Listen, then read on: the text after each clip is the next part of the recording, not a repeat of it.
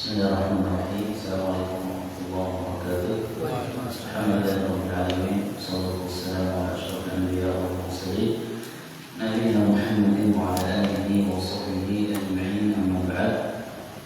Alhamdulillah, bersyukur kepada Allah Subhanahu wa taala. Salawat dan salam kepada Nabi Muhammad sallallahu alaihi wa ala alihi wa sahbihi wasallam. Baik. Kita pada sore ini insyaallah melanjutkan pembahasan tentang fikih seputar i'tikad.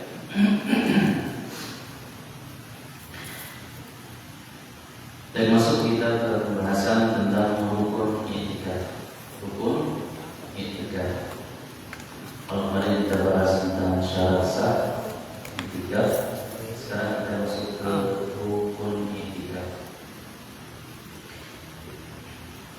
Qala rukun i'tikad huwa al-lubthu fil masjid faqat. Berkata penulis buku rahimahullah ta'ala, rukun i'tikad itu hanya satu. Rukun i'tikad hanya satu. Apa itu? Al-lubthu fil masjid, yaitu berdiam diri di masjid. Idh huwa juz'ul ibadati wa mahiyatuha. Karena berdiamnya seorang di dalam masjid itulah hakikat dan poin dan inti daripada i'tikad itu sendiri. Wa ma 'ada dzalika syurutun kharijatun 'an maniyatil i'tikad. Selain dan selebih dari itu, dia masuk dalam kategori syarat sahnya i'tikad saja. Karena ada beda para jemaah antara rukun dengan syarat.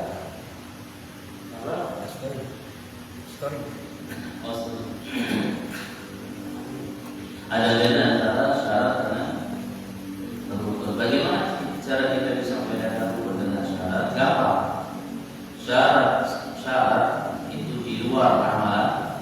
Kalau rukun itu di dalam amalan. Contohnya sholat. Apa rukun sholat?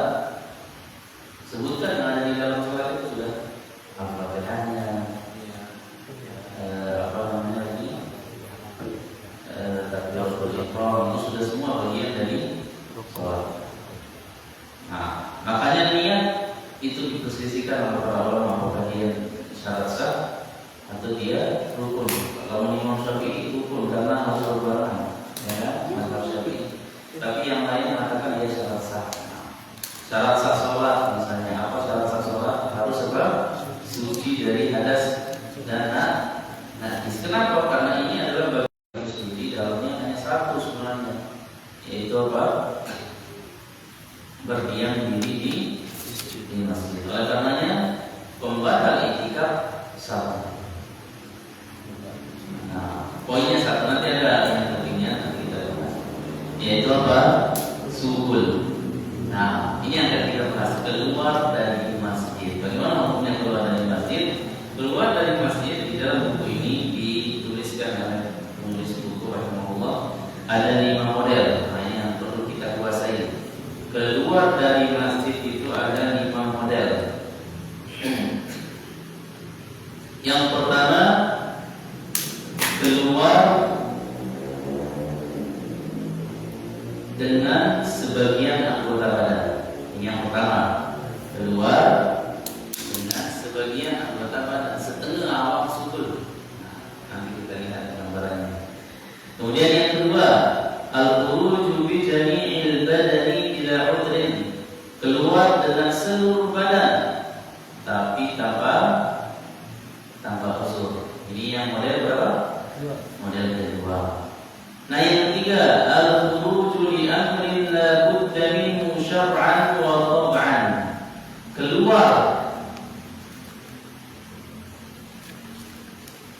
li amrin la budda minhu. Keluar karena adanya alasan yang harus menjadikan dia keluar.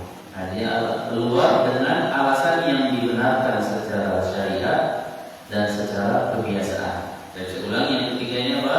keluar karena adanya alasan yang dibolehkan syariat dan yang dibolehkan secara kebiasaan manusiawi. Nanti kita lihat bagaimana gambarannya. Yang keempat, al-khuruju li'udhrin ghairu mu'tad, keluar karena adanya uzur yang tidak biasa. Kalau yang tadi di atas uzur, keluar karena adanya uzur yang dibolehkan syariat dan yang dibolehkan kebiasaan. Nah, kalau yang keempat ini keluar karena adanya uzur tapi yang tidak biasa, jarang, sekali kapan dapat.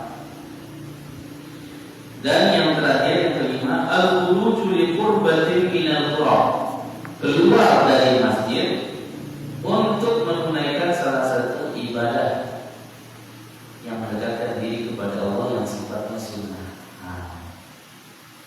Yang lagi yang kelima ini apa? Keluar dari masjid untuk mengerjakan ibadah, harus niatnya untuk mengerjakan ibadah, salah satu ibadah yang mendekatkan diri dia kepada Allah, tapi sifatnya sunnah.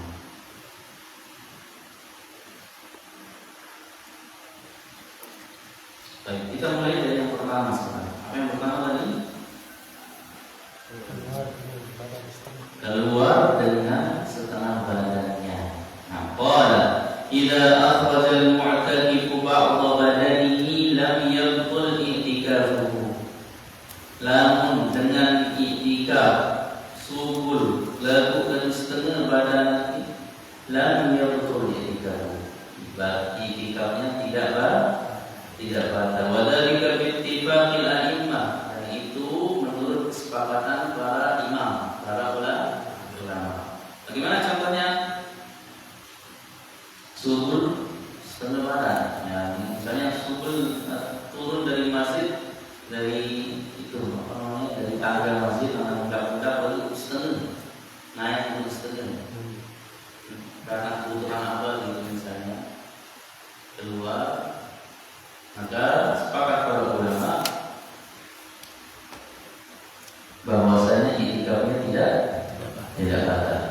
Mana dalilnya? Nabi Shallallahu Alaihi Wasallam pernah, beliau dalam keadaan i'tikaf disisirkan oleh Aisyah. Sungguh wakaf dari jendela masjid. Iya. Setengah badan Nabi kan? Iya, makanya di sini hadisnya kata beliau, hadis Aisyah radhiyallahu anha kana turajjilun Nabi sallallahu alaihi wasallam, bahwasanya beliau dulu ya menyisirkan Rasulullah sallallahu alaihi wasallam wa hiya haidun, dalam keadaan beliau sedang haid, wa huwa mu'takifun fil masjid, dalam keadaan Rasulullah sallallahu alaihi wasallam sedang i'tikaf di mana? Di masjid. Berarti i'tikaf tetap sah dan tidak batal. Nah, sekarang yang kedua, al-khuruju bi jami'il badan bila uzur. Apa yang kedua tadi? Keluar dengan seluruh anggota badan tanpa uzur. Tanpa uzur itu maksudnya enggak ada kebutuhan. Subul main karet misalnya. Main sedetor yuk. Maksudnya kan kalau anak-anak kan katanya si batu itu sebentar. Karena anak-anak boleh nggak i'tikaf? Boleh. Yang sudah mumayyiz kemarin kita sebutkan, yang umurnya di atas 7 tahun.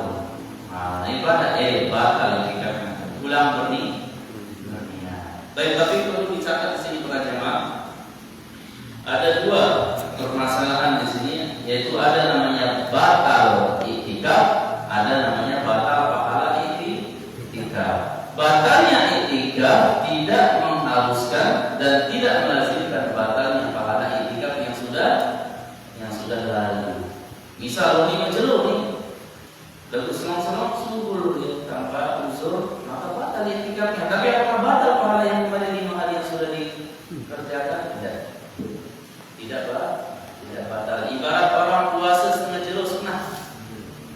Puasa setengah jeluh sunnah, apakah yang tadi misal gara-gara tiba-tiba ada undangan walimah ke Garen, ke Hasan, terpaksa kan yang namanya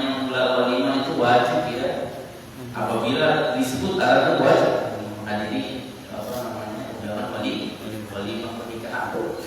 Mana dalilnya Nabi sallallahu alaihi wasallam bersabda, "Hakul muslim 'alal muslimi khamsatun sittah." Salah satu di antaranya hak muslim kepada muslim yaitu idza da'aka fa'ajibhu. Kalau engkau diundang menghadiri acara walimah, wajib kepada betul pegang puasa. Tapi puasa yang tadi sudah berlalu tetap apa?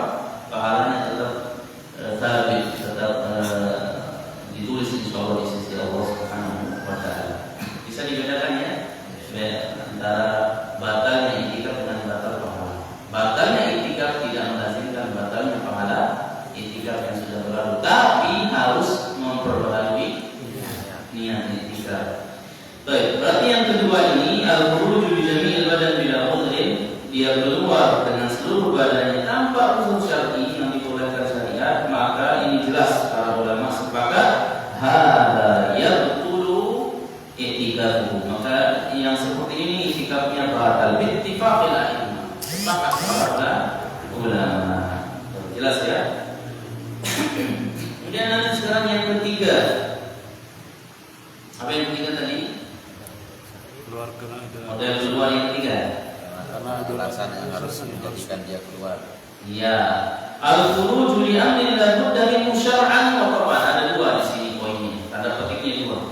Keluar karena ada uzur, tanda petik yang dibolehkan syariat atau yang dituntut kebiasaan manusia yang harus dikerjakan. Nah, contohnya misalnya disebutkan di sini al-khuruj li qada'il hajah. Keluar karena ingin buang hajat. Ini dari syar'i atau dari tuntutan kebiasaan manusia, kebiasaan qada' di sini maksudnya tabiat manusia itu harus buang air. Nah, yang seperti ini apakah batal? La yang betul.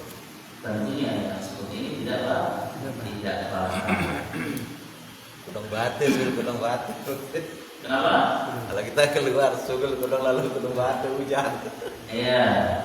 Bahkan disebutkan dalam kitab di sini buang hajat itu harus keluar masjid. Harus mengeluarkan kita dari masjid. Sampai disebutkan di sini kentut itu tidak boleh di masjid. Kalau memang di luar sholat.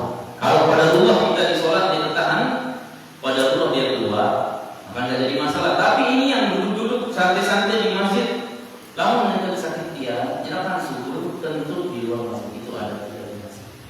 Nah, mungkin ini sering kita tentu di dalam masjid. Nah, mulai sekarang taubat, enggak tentu di dalam masjid, kecuali memang kelolosan yang sudah tidak bisa ditahan. Karena dia dalilnya jelas sekali. Karena kata Nabi SAW, inna hadzal masjid la yasluhu fihi bi syai'in min aqdar atau min qadarin nas.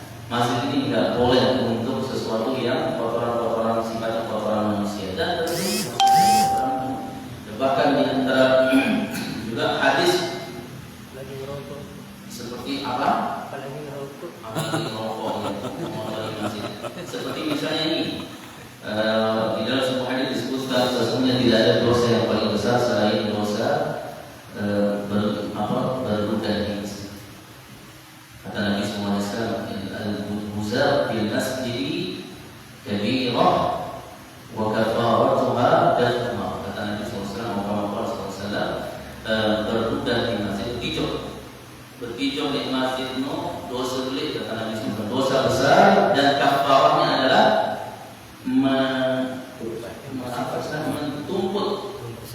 menimbun. Ya kalau kita dulu kan lantainya pakai tanah, harus ditumpuk langsung. Kalau sekarang mungkin kita pel, tapi itu dosa besar. Ya, nggak boleh kita berbuat di masjid. Sama juga kayak dulu. Kemudian salah satu di antara gambarannya disebutkan di sini.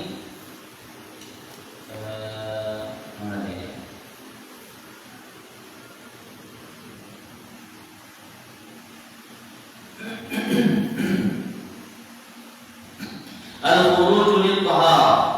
Ya, ini contoh dari yang poin nomor berapa tadi? Nomor 3 ya.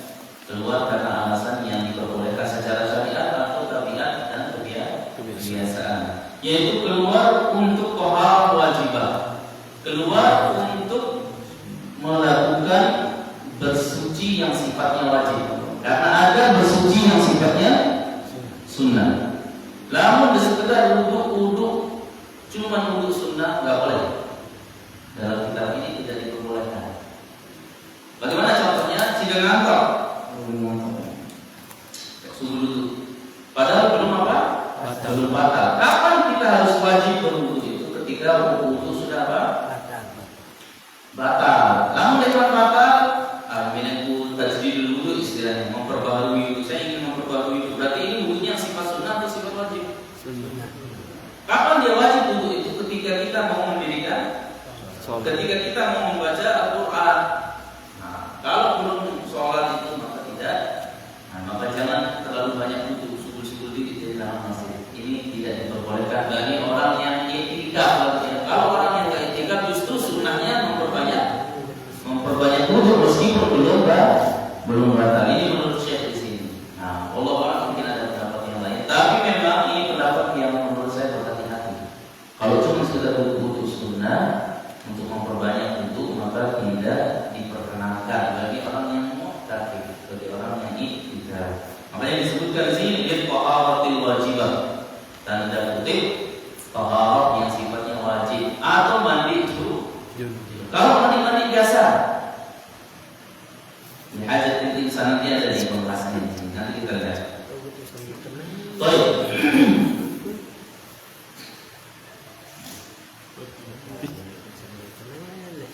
Kemudian mana? Nah, ini masih dari gambaran poin yang ketiga, keluar karena usul syar'i atau usul yang digunakan tabiat dan kebiasaan, yaitu al-khuruj lil akli wasyurbi, keluar untuk makan dan minum. Boleh tidak seperti ini? Apakah dia membatalkan i'tikaf? Tidak. Ini ihtaja ila al-khuruj lil akli li'adami man ya'ti bihi min man ya'tihi bihi. Baru dari maka disebutkan di sini apabila memang dibutuhkan untuk keluar makan dan minum maka boleh hukumnya. Apabila dengan catatan tidak ada yang menyiapkan. Namun itu benar dengan sifat itu suul sebentar untuk makan. Maka disebutkan wa ajaz tadi Muhammad bin al-Hanabilah. Disebutkan salah satu ulama Hanabilah bernama Ibnu Hamid mengatakan lahu an ya'kula ma'ahlihi yasiran, boleh dia boleh semendak makan bersama keluarganya, tapi sebentar, seukuran habis makan langsung balik ke masjid. Idza kharaja li amrin la budda minhu. Baik, berarti boleh atau tidak boleh? Nah, apabila memang tidak ada yang tadi katakannya tidak ada yang menyiapkan. Tapi kalau sudah ada yang menyiapkan nggak boleh. Ketika posisi dia nih pulang sudah mana ada nih?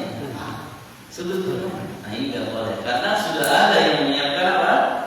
Menyiapkan konsumsi makanan berbuka ataupun sahur. Maka di sini nggak boleh. Subul berarti batal. Gara-gara apa? Demi pulang batal i'tikafnya. Tapi tadi sebagian kita sebutkan batal i'tikaf tidak berarti dengan batalnya pahala i'tikaf.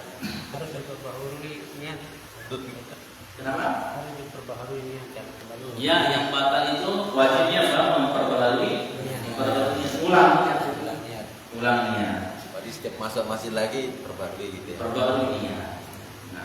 Nah, ini ketentuan ini sudah jika niatnya 10 jilo atau niatnya setelah ini 10 jilo. Berarti wajib sudah 10 jilo di masjid. Karena sebagaimana kita sebutkan kemarin, i'tikaf itu paling tidak minimal waktunya berapa? Sesaat. Lalu yang niatnya sesaat berarti wajib dia nanti tetap memperbaharui niat. Tapi sih dia tidak perlu memperbaharui niat. Kapan dia memperbaharui niat? Nanti kalau sudah apa? Batal. Kecuali kalau sudah batal. Namun batal baru memperbaharui niat. Baik, berikutnya masih dalam poin yang ketiga, gambaran poin yang ketiga yang dibolehkan syariat, yaitu keluar untuk melaksanakan sholat Jumat apabila memang masjid yang ditempati ini bukan masjid jami. Maka di situ wajib dia keluar sholat Jumat, dan sholatnya keluarnya dia untuk sholat Jumat tidak membatalkan iktikafnya. Di sini ada permasalahan. Kan kalau Jumat itu Ustaz, sunnahnya tabkir, pagi-pagi. Kan sunnahnya kita kalau sholat Jumat harus keluar dulu ke masjid. Kita tahu hadis yang mengatakan sering pergi sholat Jumat di jam pertamanya, di sesi pertama, maka dia seolah-olah bagaikan berkurban dengan seekor unta. Nah, kita ini fadilah yang ini Ustaz, boleh enggak kalau kita sedang iktikaf disebutkan di dalam kitab ini? Boleh. Jadwal ke masjid misalnya jam 7 lewat. Salam. Boleh enggak seperti ini? Boleh. Boleh. Baik, berikutnya.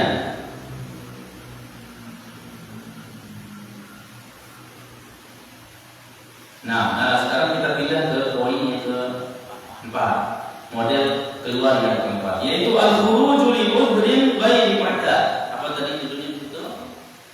Keluar karena uzur yang tidak biasa. Bagaimana contohnya? Disebutkan wadzalika yashmalu suwaran. Ini mencakup beberapa gambaran, beberapa model, yaitu al-khuruju bisababil khaufi 'ala nafsi, seperti orang yang keluar karena khawatir dirinya akan celaka. Kapan itu? Apabila terjadi gempa bumi, lintur nih. Jangan ragu-ragu keluar. Ya, jangan gara-gara saya iktikaf, sudah syahid sudah. Enggak. Sama dengan dulu tidak boleh. Lamun lintur wajib disukul, dia kena nanti. Sama, meskipun dalam keadaan salat Ustaz, meskipun dalam keadaan salat harus keluar untuk menyelamatkan. Kenapa? Karena Allah lebih cinta kepada diri kita daripada ibadah itu sendiri. Wala tulqu bi aydikum ila tahlukati wa ahsinu. Bahkan kata Allah Subhanahu wa taala, "Wala taqtulu anfusakum innallaha kana bikum rahima." Jadi jangan bunuh diri kalian karena Allah sangat cinta dan penyayang kepada kalian. Jangan saya lebih sayang sholat saya keluar dulu. Nah, apalagi sekedar iktikaf yang sifatnya sunnah. Sholat saja yang wajib keluar. Dan saya ingin mati syahid sudah. Enggak, justru itu bunuh diri. Nah, justru itu bunuh diri. Paham nggak ya? Jadi ini salah satu gambaran keluar karena adanya uzur yang tidak biasa atau karena uzur yang mendesak ini yang tiba-tiba datang. Darurat, emergency, ya. Atau kebakaran misalnya dan lain sebagainya. Baik.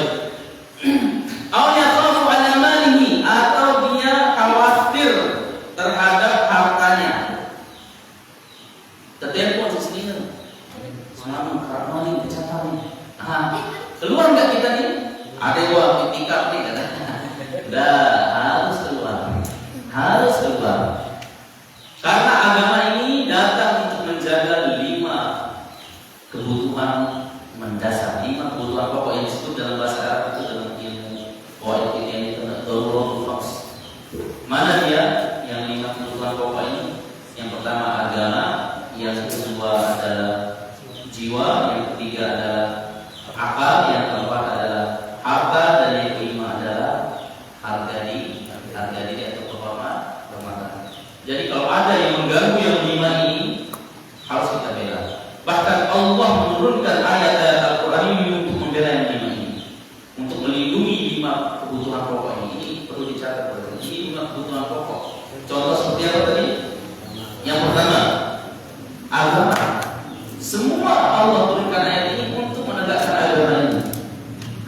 Makanya Allah haramkan kesyirikan untuk menegakkan tauhid. Karena syirik bisa merusak agama. Yang kedua apa? Jiwa. Makanya Allah mengharamkan orang membunuh orang lain. Wa man yaqtul mu'minan muta'ammidan. Siapa yang membunuh satu jiwa, apalagi dia mukmin secara sengaja, maka tempatnya adalah jahanam selama-lamanya. Disebutkan dalam itu lebih untuk mengambil menjaga jiwa. Yang ketiga, menjaga akal. Kira-kira bagaimana cara Allah menjaga akal? Allah haramkan segala yang bisa merusak akal, seperti minum khamar atau narkoba dan seluruh yang bisa merusak jiwa akal. Yang keempat, menjaga harta. Bagaimana cara Allah menjaga harta? Melindungi harta kita bagaimana? Allah haramkan pencurian. Wala ta'kulu amwalakum bainakum bil batil. Allah mengharamkan makan harta orang lain secara batil, baik dengan riba dan lain sebagainya. Segala bentuk makan harta dengan haram itu demi menjaga harta. Daruratul khams. Dan yang terakhir adalah apa tadi? Menjaga kehormatan. Bagaimana cara Allah menjaga kehormatan seorang muslim? Dilarang kita menuduh orang lain bersih. Dilarang, pokoknya segala bentuk tuduhan yang mencoreng nama baik seorang mukmin dilarang oleh Allah Subhanahu wa taala. Apalagi menuduh tadi seperti berzina, enggak boleh. Saya tuduh dengan berzina, kemudian tidak ada saksi, maka wajib dia dicambuk 80. Kenapa harus ada hukuman-hukuman seperti ini? Agar kita menjaga kehormatan saudara kita semua, bahkan kita tidak menggibah. Apa itu gibah? Membicarakan aib saudara kita. Baik. Begitu juga di sini. Apabila harta kita sedang diganggu, maka wajib kita keluar dari masjid meskipun kita dalam keadaan itikaf, dan itikaf insyaallah tidak batal. Paham ya? Ini model yang keempat, yaitu keluar karena adanya kebutuhan atau keuzur yang sifatnya mendesak tadi. Uzur yang tidak biasa, jarang terjadi. Ini yang lebih. Yang kita tutup dengan yang terakhir, yaitu apa tadi yang terakhir? Model keluar yang terakhir. Keluar dari masjid untuk menunaikan ibadah. Iya, keluar dari masjid karena niat untuk mengerjakan ibadah yang bisa mendekatkan diri kepada Allah, tapi ibadah ini sifatnya sunnah. Berbeda contoh, katanya di sini kaya dan marid, seperti orang yang ingin menjenguk orang sakit. Menjenguk orang sakit ibadah atau tidak? Ibadah. Tapi tidak dalam keadaan itikaf enggak diperbolehkan. Nah, berarti ini perlu dicatat. Yang kelima ini enggak boleh. Yang lain-lain tadi itu boleh, kecuali nomor 2 kalau nggak salah tadi. Jadi 2 yang nggak boleh di sini. Dari 5 model keluar yang tadi yang kita bahas sore ini, 3 yang boleh, 2 yang tidak boleh. Mana yang 2? Yang pertama tadi keluar tanpa keluar dengan seluruh anggota badan. Yang kedua yang ini, yaitu keluar untuk melakukan ibadah sunnah. Contohnya seperti menjenguk orang sakit atau salat janazah. Salat jenazah. Besok pagi ada orang meninggal, pengumuman salat jenazah. Sih dalam keadaan itikaf tidak boleh salat.